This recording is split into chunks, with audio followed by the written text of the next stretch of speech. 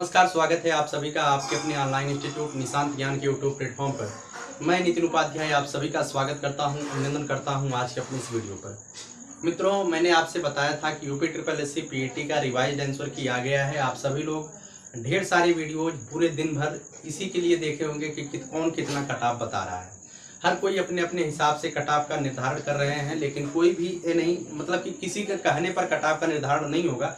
जो होगा वह सबके सामने ही आएगा। इसी तरीके से निशांत ज्ञान की तरफ से एक कट-ऑफ आपको पहले भी दिया गया था और एक कट-ऑफ फिर मैं आपको जो है रिवाइज्ड आंसर की आने के बाद क्या प्रभाव पड़ा है सेकंड शिफ्ट पर, क्योंकि सेकंड शिफ्ट में ही 3 नंबर लोगों को मतलब कि 3 नंबर की फुल मार्किंग हुई है। तो क्या प्रभाव पड़ेगा उसके बारे में हम बात करेंगे और कुछ बेसिक जानकारी आपके लिए मैं बता दूं। यूपी ट्रिपल एससी पेट लेखपाल को लेकर के विज्ञापन कब तक आएगा और इसके सिलेबस में क्या आपके लिए नया है आप सभी लोग जानते हैं, और अभी तक ऑफिशियल सिलेबस नहीं जारी हुआ है। क्या जुड़ सकता है इसे भी आप लोग बखूबी जानते होंगे कि एक सब्जेक्ट बच रहा है रीजनिंग, वही रीजनिंग जुड़ सकती है, बाकी और कुछ नहीं जुड़ेगा। ठीक है, चलिए इस वीडियो को शुरू करते हैं। और उसके पहले हम आपको बताएंगे, अगर आप चैनल पे नए हैं चैनल को सब्सक्राइब करके बेल आइकन को प्रेस कर लीजिएगा और वीडियो को लाइक जरूर करिएगा, जिससे हमारा मोटिवेशन बढ़े।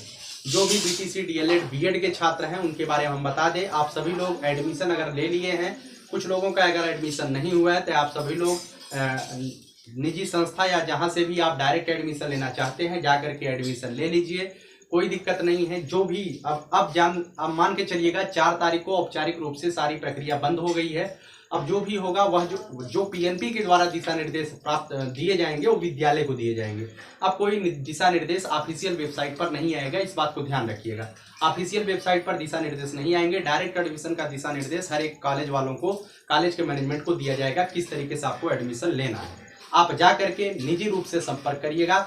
अब लगातार आप लोग कमेंट ना करिए कि हमारा इस तरीके से है, और स्कॉलरशिप वाला जो मैटर है उसे आप जिस विद्यालय में प्रवेश ले लिए हैं उस विद्यालय से संपर्क करिए। वो विद्यालय वाले आपको स्पष्ट जानकारी देंगे, क्योंकि अगर जिस विद्यालय में आप एडमिशन लिए हैं उनके प्रति आप उनकी रिस्पॉन्सिबिलिटी आपके प्रति ज्यादा हो जाती है। बीटीसी के छात्र भी इस वीडियो को देखेंगे तो उनकी बात करना जरूरी था। आइए चलिए हम बात करते हैं यूपी ट्रिपल एससी पीईटी के बारे में। सबसे पहली बात है रिजल्ट कब तक आएगा। मित्रों, कल जो है रिवाइज्ड आंसर किया गया है, एक संदेश है, एक संदेश रिवाइज्ड आंसर की आने का यही है कि आपका जो पीईटी का रिजल्ट है वो 10 से 15 तारीख के बीच में आपके बीच आ सकता है। और ऐसा नहीं है 10 से पहले भी आ सकता है, बहुत ही जल्द, मतलब 15 तारीख तो हमारे हिसाब से लास्ट ही मान के चलिएगा, 15 तारीख तक आपका रिजल्ट आ जाएगा जिस तरीके की संभावनाएं बन रही है। ठीक है, 10 से 15 तारीख तक आपका रिजल्ट जो है 10 से 15 अक्टूबर तक आ जाएगा। मैंने इससे पहले एक वीडियो बनाया था, उसमें मैंने बताया था कि जो लेखपाल का परीक्षा है, लेखपाल की परीक्षा नवंबर में हरगिज नहीं हो सकती है। हमारे एक मित्र थे, हमारे पुराने सब्सक्राइबर हैं, मैं उन्हें जानता हूं, बहुत दिन से वो हमारे सब्सक्राइबर हैं। उन्होंने कहा भाई तुम्हें कुछ पता नहीं है, लेखपाल की परीक्षा 15 नवंबर से पहले हो जाएगी। मैंने बताया था कि आप भी यही रहेंगे, हम भी यही रहेंगे, देख लीजिएगा लेखपाल की परीक्षा दिसंबर लास्ट में होगी और यहाँ तक हो सकता है जनवरी तक चली जाए, क्योंकि सरकार की रणनीतियां कुछ अलग हैं। आप उसे पिछले विधानसभा चुनाव से कंपेयर करके समझने का प्रयास करिएगा। UP TET teacher eligibility test और सुपर टेट का आयोजन जो है जनवरी में किया जा रहा है। सुपर टीईटी तो नवंबर में ही है, लेकिन सुपर टेट का आयोजन जनवरी में लोग करवाना चाह रहे हैं। ठीक उसी तरीके से दोनों परीक्षाएं आगे पीछे करने का प्रयास रहेगा। ठीक है, कि जिससे प्रशासनिक जो ढांचा होता है, प्रशासनिक लॉ एंड ऑर्डर होता है, वो सही रूप से 15 दिन के अंदर बना लिया जाए। ठीक है, मेन कारण यही होता है, क्योंकि सुपर टेट भी एक बड़ी परीक्षा होगी और यह भी अपने आप में एक बड़ी परीक्षा ही मानी जाएगी। 1.5 लाख से कम बच्चे पार्टिसिपेट नहीं करेंगे। चलिए, रिवाइज्ड आंसर की का फर्क क्या पड़ा है सेकंड शिफ्ट के बच्चों के लिए। सेकंड शिफ्ट के बच्चों का जो है कुछ लोगों का नंबर बढ़ा, ऐसा नहीं है सबका नंबर बढ़ा ही है, कुछ लोगों का नंबर बढ़ा है, कुछ लोग 3 नंबर तो लगभग लोगों का बढ़ा है। ठीक है, अब इसका नॉर्मलाइजेशन में क्या इफेक्ट पड़ेगा उसके बारे में हम बात करते हैं। फर्स्ट शिफ्ट के जितने भी चीजें थी, एक लोगों ने हमसे कहा कि भैया 552 लोकसभा सीटों वाला मैटर नहीं माना गया, 550 सही है, लेकिन इसमें 552 सही उत्तर दिया है, तो 552 ही सही है। जो 550 वाला मैटर है वो अभी नहीं लागू है, जब लागू होगा तब 550 माना जाएगा। अभी केवल जो 17वीं लोकसभा है इसमें 552 सदस्य ही है वर्तमान में, और क्वेश्चन यही था कि वर्तमान में लोकसभा में सदस्यों की संख्या कितनी हो सकती है, तो 552 ही सही उत्तर है, क्योंकि 17वीं लोकसभा चल रही है, इसमें 552 सदस्यों का चुनाव चयनित किया गया था और यही चल रही है। जो अगला चुनाव होगा उसमें जो है 2 सदस्यों को एंग्लो इंडियन को बाहर किया जाएगा। ठीक है, तो क्वेश्चन अपने हिसाब से सही था, आयोग ने भी सही दिया है। ठीक है, इस पर आप लोगों ने क्लेम लगाया था और कहीं ना कहीं ठीक ही था, अगर बढ़ जाता तो अच्छा ही था, लेकिन बढ़ा नहीं फर्स्ट शिफ्ट वालों को। तो देखिएगा नॉर्मलाइजेशन के बारे में हम बात करें तो मित्रों नॉर्मलाइजेशन परीक्षा हुई, इसमें जो है 2 शिफ्ट हुए। कितने शिफ्ट हुए?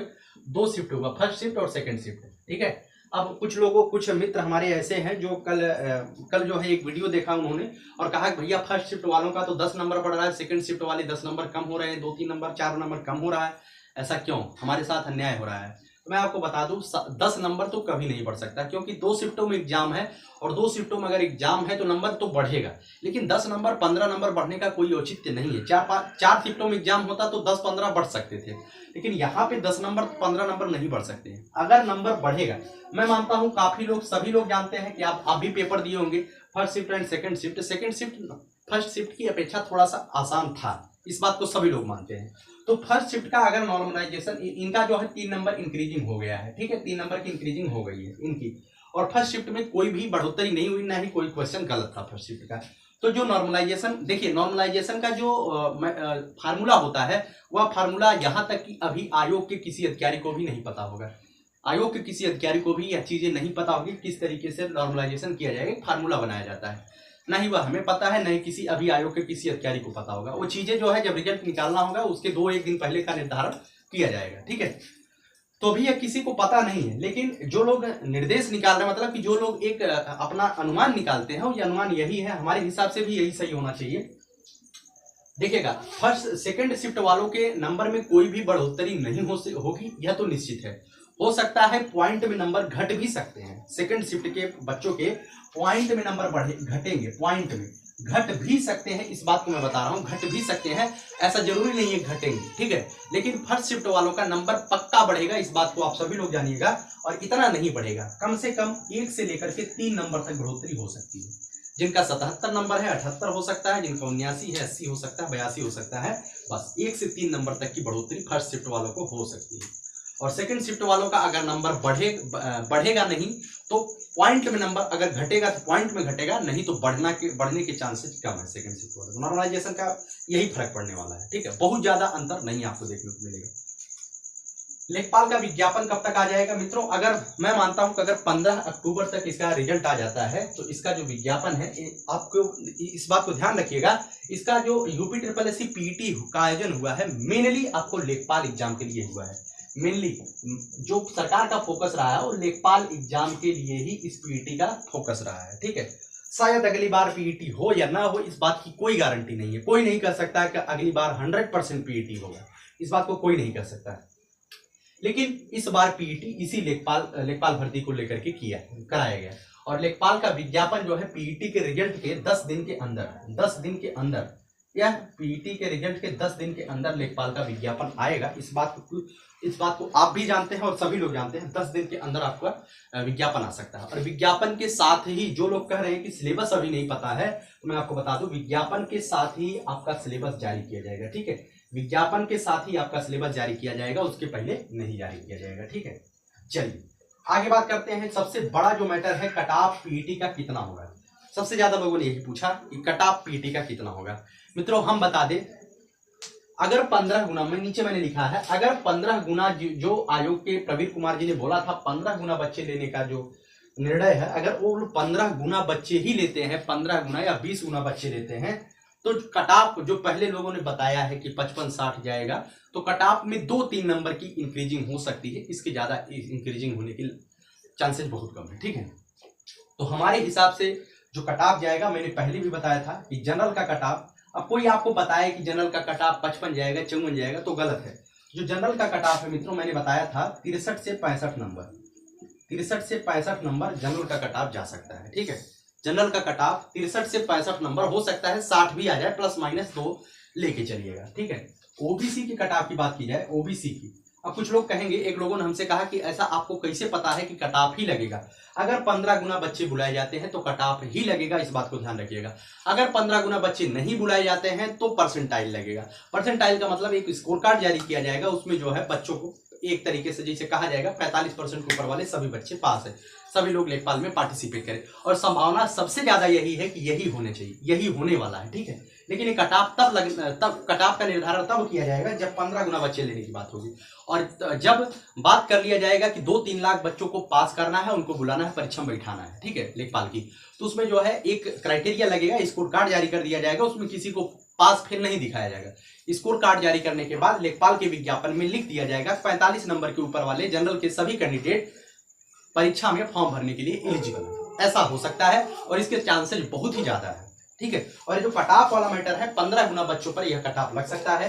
तो ओबीसी का कटाप हो सकता है, ओबीसी का कटाप आपका जो है 58 से 62 के बीच जा सकता है, 58 से 62 के बीच, ठीक है। और उसके बाद एससी का कटाप भी इससे 2-3 नंबर कम जाएगा। और कुछ लोगों ने पूछा भैया ईडब्ल्यूएस का कटाप कितना जाएगा, तो आप सभी लोग इस बात को ध्यान रखिएगा, जो ईडब्ल्यूएस का कटाप जिस तरीके से पिछली परीक्षाओं में ईडब्ल्यूएस का कटाप गया, उसके अनुसार यही निर्धारण किया जा सकता है कि जनरल और ओबीसी के बाद ईडब्ल्यूएस का कटाप लगेगा, अर्थात ईडब्ल्यूएस का कटाप जनरल ओबीसी से भी नीचे जाएगा, एससी से ऊपर रहेगा, ओबीसी से नीचे रहेगा ईडब्ल्यूएस का कटाप, ठीक है। इस बात को ध्यान रखिएगा, ठीक है।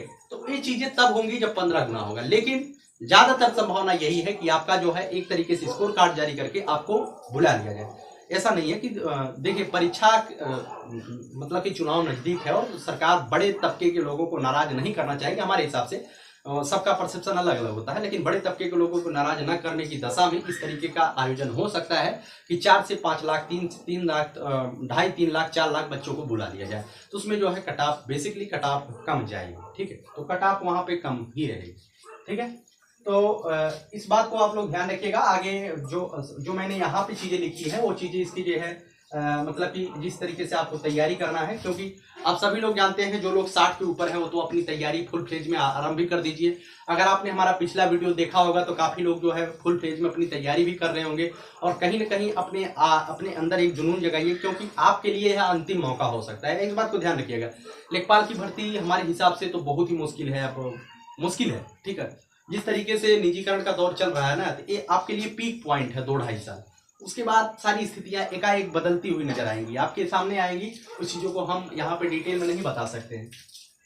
आप लोग बहुत ही पीक पॉइंट पे हैं, और यहाँ पे अगर नौकरी मिल जाती है तो कहीं ना कहीं बेस्ट होगा, नहीं तो फिर समस्या उत्पन्न होगी। आगे 2-2.5 साल में जो बेरोजगारी का प्रचंड बेरोजगारी का सामना पूरे देश को करना पड़ सकता है, ठीक है। क्योंकि ज्यादातर लोग जो है सरकारी नौकरी की ही चाह ही रखते हैं, सरकारी नौकरी की ही चाह रखते हैं। और हमारे देश में ऐसी स्थितियां हैं, 28 साल का बच्चा भी तैयारी अभी कर रहे हैं, 32 साल के बच्चे भी तैयारी कर रहे हैं, क्योंकि उनका जज्बा, उनका सपना अलग है। तो और रोजगार कर सकते हैं, लेकिन फिर भी वो बेरोजगार बने हुए हैं। तो ऐसी स्थितियां आगे और उत्पन्न होंगी जब जो है जब सेक्टरों में नौकरियां जो है मतलब कि संविदा पे बुलाने लगे, एडहॉक पे बुलाने लगे, तो समस्या होगी। इस बात को ध्यान रखिए। आप कुछ नहीं कर सकते हैं कि आगे क्या होगा। तो लेखपाल की तैयारी में आप अपना 100% दीजिएगा। मैं आपको बताऊंगा 100% आपको देना है, ठीक है। इसमें कोई भी काश परंतु किंतु नहीं होना चाहिए। 100% आप दीजिए, परीक्षा दीजिए। आगे जो भी होगा वो ऊपर छोड़ दीजिए, भगवान के ऊपर छोड़ दीजिए, लेकिन आप अपनी तरफ से पूरा 100% दीजिए। मैंने बताया था ग्रामीण परिवेश, मैंने शुरू भी किया था ग्रामीण परिवेश, लेकिन मैं ग्रामीण परिवेश को पूरा नहीं कर पाया। उसका सबसे बड़ा रीजन ये है कि हमारे पास व्हाइट बोर्ड है। व्हाइट बोर्ड के होता क्या है, मैं यहाँ पे लिख करके पढ़ाने में थोड़ा सा अपने आप को जो है एक अच्छा नहीं लग रहा था हमें, और मोबाइल पे टाइप करने का उतना समय नहीं होता कि हम टाइप करके पढ़ाएं। लेकिन कोशिश कभी न कभी बीच में जो है आपको, जब मतलब कि आप लोग भी तैयारी कर रहे हैं, मैंने हमेशा कहा कि आपको मार्गदर्शन के साथ मैं कुछ चीजें दूंगा, ठीक है। तो एक बार मैंने बताया था कि उत्तर प्रदेश स्पेशल मैं अच्छे से तैयार करवा रहा हूं, उत्तर प्रदेश स्पेशल का पीडीएफ मैं जरूर दूंगा, ठीक है। यहाँ पे देखिएगा ग्रामीण परिवेश आपके लिए नया होगा, तो मैंने यहाँ पे बताया था आपको 2 किताबें पढ़नी। एक युक्ति पब्लिकेशन की किताब आती है, उसे मैंने बताया था, और एक अरिहंत की किताब आती है। इन दोनों किताबों को अगर आप पढ़ लेते हैं, तो मान के चलिएगा ग्रामीण परिवेश आपका 25 में से मैं आपको बता दूं, एक चीज की जानकारी मैं आपको दे दूं। 25 नंबर का ग्रामीण परिवेश आता है ना, 25 नंबर के ग्रामीण परिवेश में खाली 15 से 16 नंबर ही आपका ग्रामीण परिवेश से संबंधित रहेगा। 15 से 16 नंबर ही आपका ग्रामीण परिवेश से संबंधित रहेगा, और जो बकिया 8-9 क्वेश्चन बच रहे हैं, 8-9-10 क्वेश्चन जो भी बच रहे हैं, वो यूपी स्पेशल के रहने वाले हैं, ठीक है। आप पिछले पेपरों का एनालिसिस कराइए, करके देख लीजिए, आपको यही लगेगा 15-16 क्वेश्चन केवल आपके ग्रामीण परिवेश से देखने को मिलेंगे। 5-6 क्वेश्चन, 7 क्वेश्चन, 8 क्वेश्चन ऐसे होते हैं जो यूपी स्पेशल से सीधा संबंध रखते हैं, ठीक है। तो देख लीजिएगा आप लोग, तो दोनों किताबें आपके साथ होनी चाहिए। और आप जो है, अगर आप चाहते हैं कि आप कहीं से पढ़ करके कोई पढ़ाएगा तो आप जो है परीक्षा टॉप कर लेंगे, ये आपकी गलत सोच है, ठीक है। वो किसी के पढ़ाने से कुछ नहीं होने वाला है। आप पिछली पर अभी यूपीएससी का रिजल्ट आया है, इसमें आप भी वीडियो देख रहे होंगे, मुझे भी पता है कि आप भी टॉपरों का जो है सुन रहे होंगे उनके व्याख्यान। तो उनमें से ज्यादातर लोगों का यही डिमांड रहा है कि आपको जो है ज्यादा से ज्यादा सेल्फ स्टडी करनी है। जितना ज्यादा आप सेल्फ स्टडी कर सकते हैं वही आपके लिए ज्यादा से ज्यादा फायदेमंद होगा। किताबें आपकी दोस्त होनी चाहिए। मैं नहीं कहता हूं कि आप ग्रामीण परिवेश किसी से मत पढ़िए, जहां से पढ़ रहे हैं आप बेस्ट, हर कोई अपने आप में बेस्ट देता है, हर कोई व्यक्ति, लेकिन आपको किताबें जरूर पढ़नी है, ठीक है। किताबें जरूर पढ़नी है, क्योंकि किताब पढ़ने से आपके अंदर खुद एनालिसिस होगा, और प्रीवियस ईयर पेपर को बनाने से खुद एनालिसिस होगा। जो मैं पढ़ रहा हूं, जो जहां से मैं पढ़ रहा हूं उससे संबंधित चीजें आती हैं या नहीं आती है, ठीक है। जितने भी टॉपर परीक्षाओं के, चाहे वनडे एग्जाम हो, चाहे वो यूपीएससी हो, चाहे कोई भी एग्जाम, जितने भी टॉपर निकल रहे हैं सभी का यही मानना है, सभी का यही मानना है, जब आप खुद से बैठ करके, खुद के हाथ में पेन लेकर के खुद का दिमाग चलाएंगे, तभी जाकर के आप उस श्रेणी में आएंगे। आप भी जब सफल हो जाएंगे तो आप भी यही बोलेंगे, तैयारी तो मैंने किया था, कहीं न कहीं से किया था, आप यही बोलेंगे। लेकिन मैंने जो है अपने आप में सेल्फ स्टडी पर ज्यादा फोकस किया, यही आप भी बोलेंगे और आपको यही करना है, ठीक है। हिंदी की बात करूं तो हिंदी के लिए मैंने आदित्य पब्लिकेशन बताया था, और यही बेस्ट है। लेखपाल के लिए यही बेस्ट है, ठीक है। आदित्य पब्लिक क्यों बेस्ट है? क्योंकि इसमें जो है यूपी के जो जितने भी एग्जाम हुए, UP triple SC, UP P, UP PCS, UP से संबंधित यूपीआरओ, तो जितने भी एग्जाम हुए हैं, तो इसमें जो है आदित्य पब्लिकेशन में प्रीवियस ईयर क्वेश्चन दे दिया है, वो आपके लिए इंपॉर्टेंट है, ठीक है। और आप अगर कहीं से पढ़ रहे हैं तो बेस्ट है, कोई दिक्कत नहीं। गणित के लिए मैंने बताया था एच डी यादव, गणित के लिए एच डी यादव बेस्ट है। आप कभी जो है जब इसका सिलेबस आ जाएगा, सिलेबस आप सभी लोग जान जाएंगे कौन कौन सा। पहले जो है मेंसुरेशन भी आता था, बीजगणित भी एक आध क्वेश्चन डाल दिया जाता था, जो कि आसान डाला जाता है। जैसे त्रिभुज की लंबाई दिया है, आधार दिया है, उसके बाद पूछ लिया गया कि इसका क्षेत्रफल क्या होगा। त्रिभुज की तीनों भुजाएं दी गई हैं, वो 1 मीटर एक बड़ा है, छोटा है, इस तरीके से उसका क्षेत्रफल पूछ लिया गया। तो ऐसे क्वेश्चन पूछे गए हैं पहली परीक्षाओं में, ठीक है। तो गणित की एच डी यादव से पढ़िएगा आप, उसके जो भी जितने भी अंक गणित के पोर्शन है सबको पढ़ना है आपको, क्योंकि अंक गणित पूरा है। अब जो जीएस वाला मैटर है मित्रों, जीएस वाला मैटर, जीएस में आपको जो है सबसे ज्यादा मेहनत जीएस पे ही। कुछ लोग कहेंगे कि सबसे ज्यादा मेहनत आपको ग्रामीण परिवेश पर करना है, तो सही बात है, ग्रामीण परिवेश पर आपको मेहनत करनी है। जो आपका, मैं आपको बता दूं, सबसे ज्यादा प्लस पॉइंट जो इसमें मतलब कि सफल होने वाला फैक्टर तय होगा, वो ग्रामीण परिवेश होगा। और उसके बाद हिंदी होगी, हिंदी में 25 में 25 जो कर जाएगा उसका होगा, ग्रामीण परिवेश होगा। और उसके बाद जो जीएस होगा ना, जीएस भी अपने आप में एक फैक्टर होगा सिलेक्शन का। क्योंकि गणित मित्रों, गणित में हमारे हिसाब से तो जो जितने भी लोग एसएससी की तैयारी कर रहे होंगे, कुछ लोग इसमें जो है बहुत ज्यादा दिन के लोग तैयारी करने वाले बैठते हैं, बहुत दिन से तैयारी कर रहे हैं, तो उनका गणित बेसिकली मजबूत ही होगा, ठीक है। वो गणित में अपना 18, 20, 21, 22 तक मार ले जाएंगे। लेकिन जो पढ़ाई नहीं किए हैं जीएस का ना, वो मतलब कि अगर आपको भारत की राजधानी नई दिल्ली नहीं पता है तो आप कुछ भी नहीं कर सकते हैं। गणित में एक बार कलम चला सकते हैं, लेकिन यहाँ पे नहीं कुछ कर सकते हैं। तो जीएस आपका, जीएस, हिंदी और ग्रामीण परिवेश, यही आपकी तीनों जो है डिसाइडिंग पॉइंट साबित होंगे। गणित डिसाइडिंग पॉइंट नहीं साबित होगा, इस बात को ध्यान रखिएगा। और यहाँ पे जीएस के लिए मैंने आपको बताया था, जीएस आपको केवल और केवल बहुत ही ज्यादा मेहनत जीएस पे नहीं करनी है, आपको यूपी स्पेशल अच्छे से पढ़ना है। क्योंकि मैं मानता हूं कि आपको 5 से 6 क्वेश्चन यहाँ भी देखने को मिलेंगे, और यूपी स्पेशल आपका जो 25 नंबर का जीएस वाला पोर्शन आएगा, यहाँ पर भी आपको 5 से 6 क्वेश्चन यूपी स्पेशल देखने को मिलेंगे। परीक्षा वाणी की किताब केसरी नंदन त्रिपाठी की आपको पढ़ लेनी है, ठीक है। मैंने बताया था करंट अफेयर के लिए, मैंने शुरू से ही बताया है, करंट अफेयर्स के लिए आप एक क्लास अगर ले रहे हैं तो बेस्ट है। कोई भी क्लास हो, मैं किसी का नाम नहीं ले रहा हूं, लेकिन पहले मैंने बताया था कि आपको जो है कहीं से भी आप पढ़ रहे हैं, या तो कुमार गौरव सर से आप अगर करंट अफेयर पढ़ रहे हैं तो अपने आप में बेस्ट है। हर एक क्लास आप डेली अटेंड करिए, और लाइव नहीं ले पाते हैं तो किसी तरीके से आप उसे अटेंड करते रहिए, आएगा तो वहीं से, ठीक है। उनका जो स्टैटिक जीके वाला पोर्शन है, जिस तरीके का करंट अफेयर है, पीईटी में तो हमारे हिसाब से बहुत ही अच्छा बेस्ट रहा, जो जिन्होंने उनसे पढ़ा था। तो उत्कर्ष क्लासेज कुमार गौरव सर को अगर आप प्रेफर करते हैं करंट अफेयर में, हमारे हिसाब से कोई गलती आप नहीं कर रहे हैं, ठीक है। वहां से आपका काफी कुछ तैयार हो जाएगा। लेकिन यूपी स्पेशल के लिए आपको पढ़ना पड़ेगा। जीएस के लिए आप ट्यूशन का सहारा ले सकते हैं, कुछ भी आप करते रहिए, लेकिन ग्रामीण परिवेश स्वयं से पढ़ने का प्रयास करिए, ठीक है।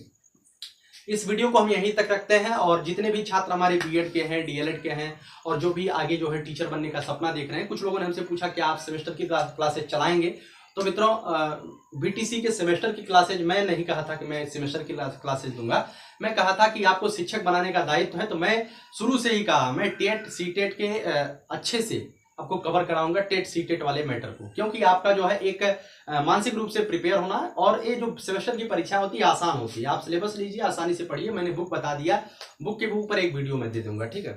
इस वीडियो को लेखपाल वाले बच्चे इस वीडियो को यहीं तक रखते हैं, जो भी आगे हमसे सहयोग हो सकता है मैं आपको देने का प्रयास करता रहूंगा। आपकी भविष्य की शुभकामनाओं के साथ मैं चाहता हूं कि आप सभी लोग एक दिन लेखपाल की तैयारी कर रहे हैं तो लेखपाल आप सभी लोग बने। उसके बाद हमारे वीडियो के नीचे कमेंट करें कि सर हमारी ज्वाइनिंग यहाँ पे हुई है, हमारी ज्वाइनिंग यहाँ पे, हमें फिलहाल खुशी तभी होगी, ठीक है। वीडियो को लाइक करिएगा, चैनल को सब्सक्राइब करिएगा, और ज़्यादा से ज़्यादा मित्रों तक अगर आप शेयर कर सकते हैं तो शेयर भी कर दीजिएगा। कोई बहुत जोर जबरदस्ती नहीं है, शेयर ही करना है, कर सकते हैं कर दीजिएगा, नहीं करना है तो आप छिपा के रखिएगा, कोई दिक्कत नहीं। बहुत बहुत धन्यवाद।